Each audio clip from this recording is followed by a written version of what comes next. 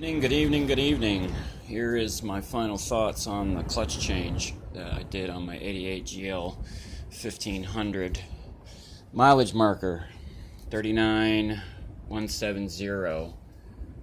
Clutch change 39,144. So I took it for a ride, and I must say that the transmission shifts a heck of a lot smoother, and everything functions exactly like it's supposed to.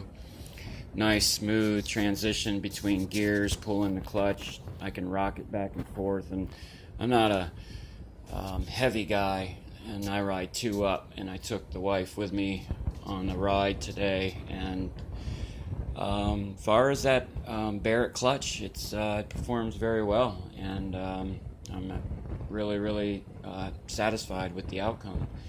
And I must say, it was a good thing I had a parts bike when I was removing those lowers, 10s down there.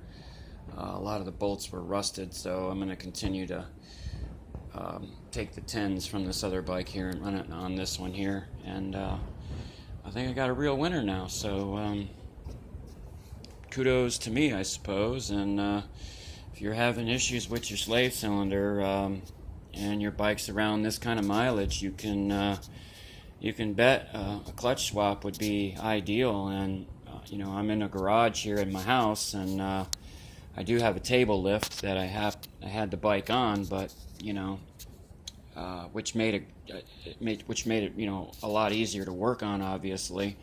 And that's an HF table lift right there. So I raised this heavy beast up on it, put 4 jack stands in each corner, and set the table on the jack stands, and didn't rely on anything on that table. And I bought one of those floor wheel scotches, and I bolted it to that table, and because that one that goes with it is not very reliable by any means. So so that's it, man.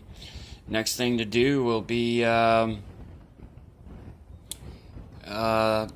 front forks, I suppose. I missed the slave's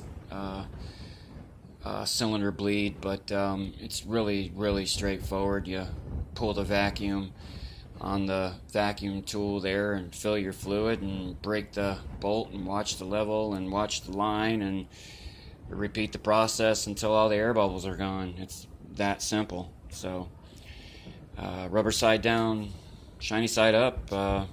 Thanks for watching.